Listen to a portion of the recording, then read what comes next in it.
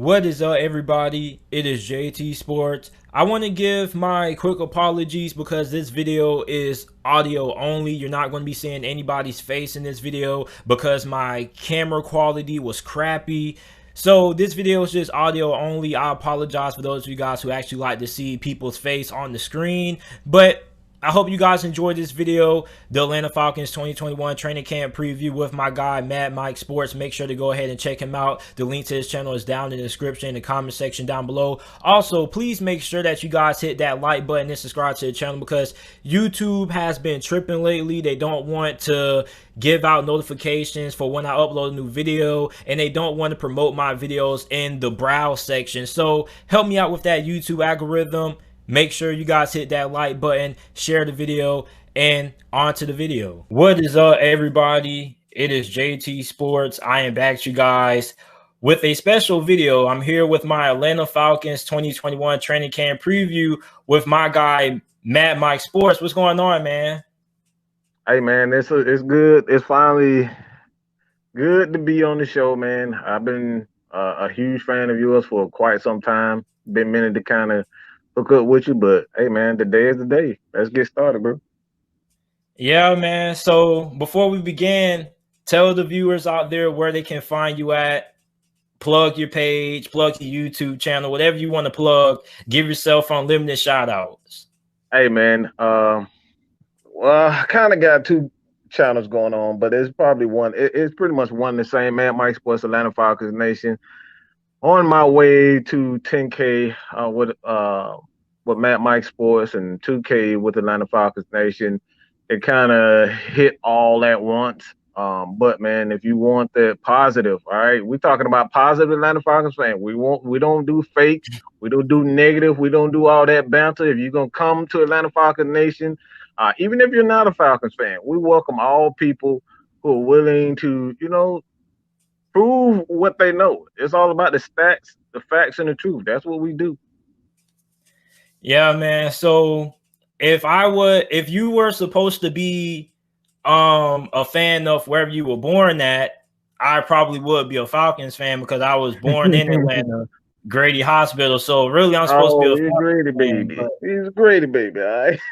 yeah, so unfortunately, things ain't go down that way. My first football game I ever watched was the Steelers and the Cardinals in the Super Bowl like a decade ago. So I just took a liking to the Steelers, and here I am now. But I do cover a lot of teams, and I find myself talking about the Falcons more than other. And I really like the hiring of Arthur Smith. And we know that Arthur Smith was the offensive coordinator for the Tennessee Titans.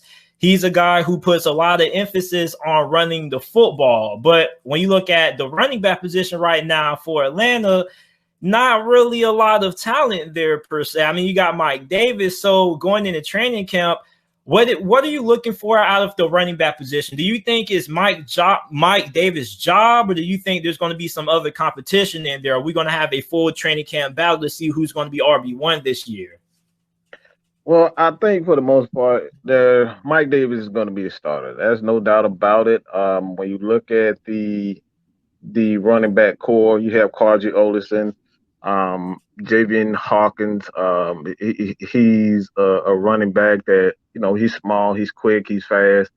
He can do the things that you ask Alvin Kamara, those types of back to do. You have Huntley. Huntley is another guy that he's a rookie for the most part, but he's kind of one of those guys that's on the bubble. But when you look at Quadri Olison, for me, I think he is the wild card. I think he has everything that you need.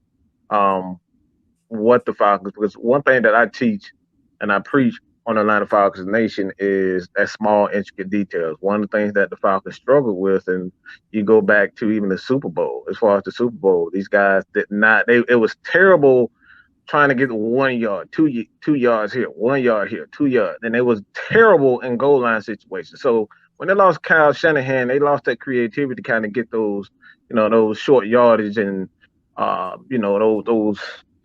those short yardage and red zone touchdowns.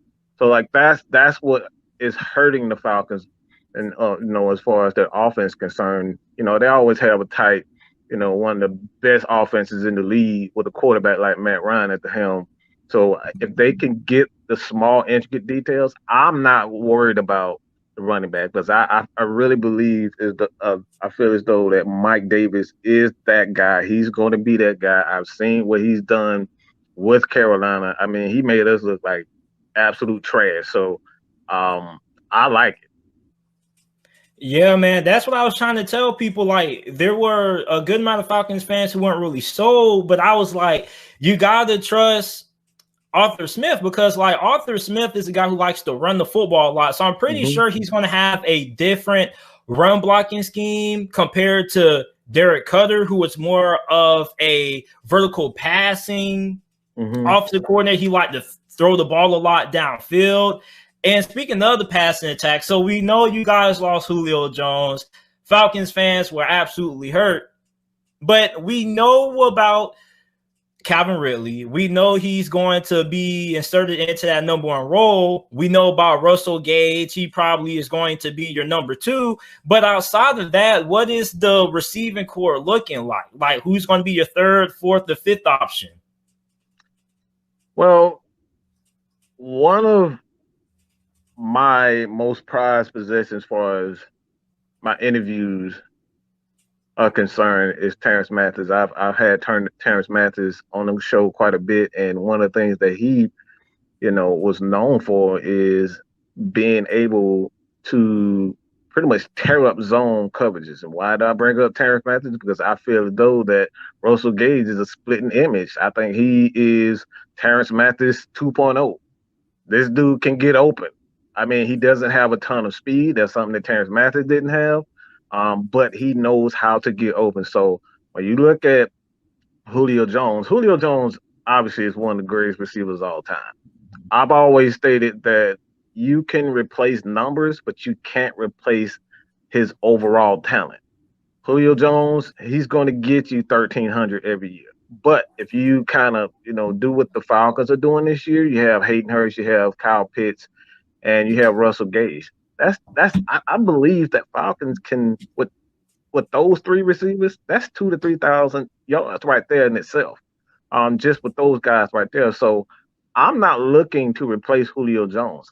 I already feel as though that the Falcons receiving core, they have a more complete receiving core than they had last year without the Julio Jones. And they probably think I'm crazy for saying that, but when you look at Matt Ryan, he set the NFL record in 2016. 13 touchdowns to 13 different receivers. So that tells you that Matt Ryan is comfortable spreading the ball around. So, in terms of a number three wide receiver, what wide receiver not named Russell Gage and Calvin Ridley do you think can kind of make their presence felt, have a good training camp, and have a good preseason, and then take over that number three receiver role? A lot of people have their eyes on Frank Darby. I like Frank Darby, but I'm one of those people, like, you have to show me. I don't care about how he dances. I don't care about none of that crap. Like, you can dance, you can be exciting, but I want to see what you have on the field. So when it comes down to who is that guy, I feel as though a lot of people are not giving Zacchaeus enough credit. This dude was an absolute Out of Virginia, out of UVA. Virginia. This dude, Yes, like, he's a high volume catcher. He is a high volume catcher. You look at his college tape, he's a playmaker. And I just don't think people are giving him enough credit because, I mean, you look at last year when he threw, I forget what team it was, but him and Matt Ryan already have that chemistry. Matt Ryan threw like I forget, 50, 60-yard bomb, a 90-yard pass. They have that chemistry already. So I feel Zacchaeus is going to be a major part of the offense. Yeah, man, he had a really good preseason, not last year because we didn't have a preseason, but it was 2019. I think it was the Hall of Fame game when you guys were playing the Denver Broncos. He was just making a lot of catches. Yeah, and see, that's what I like. Matt Ryan with, any chemistry with any receiver. You go back to the days of Michael Jenkins, Roddy White, Jacob Tammy. so many other guys. Like Matt Ryan just needs. I mean, Austin Hooper. He got Austin Hooper stupid paid, man. Like this dude got like $40 million, and he disappeared in Cleveland.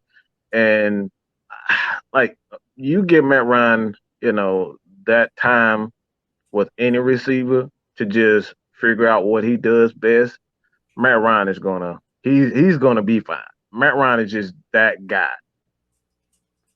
So when you look at it off the line, that's the biggest concern when it comes to the Atlanta Falcons, because last year the Falcons off the line play was kind of disappointing when you look at all of the talent that they had on off the line. I think they had the most first rounders out of any NFL team when it came to starters on that off the line. So what are some position battles, if any, that are going to be taking place during training camp to decide who's going to be the starter on the several off the line spots of question? Well, I take a slightly different approach as far as offensive line is concerned. Like I believe that you can have the best talent or you can have the worst talent, but none of it means anything if you don't have the right play calling. You have to have balance. You got to be creative, and that's one of the things about the Chiefs and why I feel as though they lost the Super Bowl is because of that lack of creativity. They got cocky and they feel as though, oh, I have Patrick Mahomes, I have Tariq, I have Kelsey, and they weren't creative. And that's the same thing that I feel as though at the Falcons under Dirk Cutter, they got predictable. Teams knew exactly what they were going to do. Every down, first down, second down, every down became predictable. So when you have a predictable offense, that makes the offensive line, much more vulnerable. But if I were to say which player and position battles that I look forward to most, that left guard position, where I feel as though Josh Andrews and who Mayfield, Jalen Mayfield, those guys are going to battle out. Right now, he may go with the veteran, just being that Matt Ryan is a veteran quarterback, and he's going to need somebody there that he can trust. But outside of that, man, I think everything else is pretty locked. Gunno, we don't know if he's going to be out for the rest of the year. He had surgery. Don't know what they've been hush hush on that for the most part. But right now, I feel though, the offensive line is set. Okay, so we know the offense is going to put up a lot of points. We know the offense is going to be pretty solid this year. I was meaning to talk about the offense, but I couldn't really get to it. But not a big question. Well, we got to talk about this defense, man, because we say the best for last, man. I'm pretty sure this is what a lot of Falcons fans are waiting for. So when we look at this defense, man, let's talk about the corners. Okay, the secondary has really been awful. So I mean, like, what are some position battles taking place at this cornerback position and at safety? Because I mean, is everybody's job up for grabs in training camp, or there's some lock-ins that we know for sure are going to be starters? They have been one thing about the Falcons this offseason, they have been incredibly hush hush on everything. And I can honestly sit here with honest truth. And I have no idea who is leading outside of AJ Terrell. But if I was to make an educated guess, I would say AJ Terrell is a guy that definitely is going to be starting. I know a lot of people are not really big on Isaiah Oliver, but I feel as though that he's found the perfect coach to get exactly what he needs. And that's to showcase his physicality. He's not a athletic corner when you talk about, he has when you talk about corners, you got to have the hips, you have to have the feet, you have to have the speed, you have to have the ball skills all in one. Well, one thing about Isaiah Oliver, he doesn't have great hips. He has great recovery speed, and he uses his length to help him out there. But when you put him in the slot, he can be physical. He can tackle. He can blitz and those things. Like he fits in perfectly for what Dean Pease does on the defensive side of the ball. So those are the three guys. Fabian Moreau is another guy that I feel as though no one is talking about. We could definitely use to see what Kendall Sheffield, because I thought he was grossly underutilized. They left that guy on the island almost as exactly like they did Isaiah Alford. Free safety position. I'm absolutely glad and happy that Ricardo Allen is gone. That dude, I love him to death. He's a good guy, but he's done. That dude is absolutely done. So I think Richie Grant is going to be the starting free safety, and it's going to be between Eric Harris and Harmon, who are going to be the starting free safeties. Yeah, I like Richie Grant a lot coming out of UCF. I feel like he was really good. The only thing that I had when I was watching Richie Grant play, because I watched a lot of UCF games, because I'm not really a UCF fan, but I like rooting for G5 schools. And I noticed Richie Grant is really solid. It's just certain times he had lapses and coverage when he was blowing the assignment. And I think the reason why is because like he was just so focused on trying to make a play. Sometimes his eyes gets caught looking in the backfield. But overall, aside from that, he is a really good player. Now, linebacker looks pretty good. You got Dion Jones, one of the more underrated linebackers in the league. Let's talk about Dante Fowler. Don't you feel like he has to have a really big training camp and really big preseason this year? Because you gave this guy a good amount of money and he didn't really produce last year. Injuries, but also when he was on the field, the production wasn't really there. Yeah, I do. I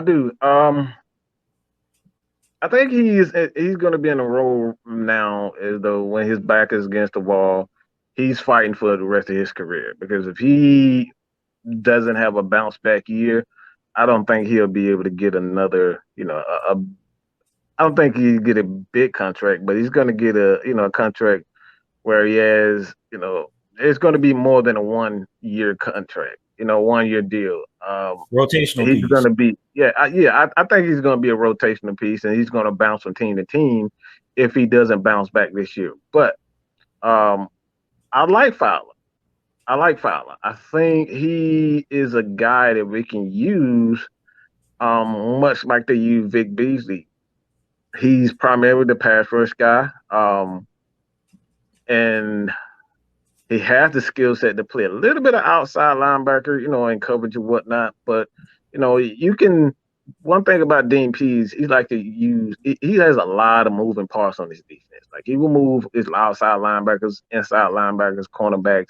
You just never know where these guys are going to come, and I think that's definitely going to fit into what Dante Fowler does. But the key with him is just, I don't think it was his skill set. I think it was all injury, him being injury prone and constantly everywhere he's been, outside of, the rounds for a couple of years. He's had some issues staying healthy. So if he can stay healthy, man, I think he'll be that veteran piece that the Falcons need. So lastly, what are the 5 players that you're going to be watching there in training camp and preseason for the Atlanta Falcons? Here's my 5. I'm definitely going to be watching Amalea Zaccheaus. That's one. I'm watching offensive guard Jalen Mayfield. I like Tim a lot coming out of Michigan. I'm watching – it's a tie between AJ McCarron and Felipe Franks, because I definitely feel like Felipe Franks definitely has some talent, big arm guy, has some mobility coming out of Arkansas. He was a transfer out of Florida, got his starting job taken from Kyle Trask. So I'm going to be watching those 2. That's kind of a tie. Richie Grant definitely is going to have my attention. And I'm going to be watching the whole entire cornerback group because, everybody should be challenging. So who are your 5? Right. Well, you kind of stole my number one, to be honest. I really believe that no one is giving Felipe Franks any type of respect. This dude, he never had, it was never a question whether or not he had the talent. It was more so, can the coaches bring out his talent? That's one of the things. And I like what he, playing with Arkansas. I saw some flashes with Florida. The guy, I thought he was, I didn't know he was that big. The dude's 6'5", 240 pounds. Like, this dude is a monster. And you sit him behind a guy like Matt Ryan where he can learn the game. That's the biggest concern with him. Can he learn the game? Because he has the tools. He's an athletic guy, he has a big arm, and he can make those throws. So he is one. The second one for me is obviously AJ Terrell. And you're saying AJ Terrell, but I believe that AJ Terrell is poised to be a star. When you look at him playing against a guy like Mike, how about to say Mike Jenkins, but Tampa Bay receiver, I forget his name. Mike Evans. Mike Evans. I don't know why I want to say Mike Jenkins, but Mike Evans, he played him very well.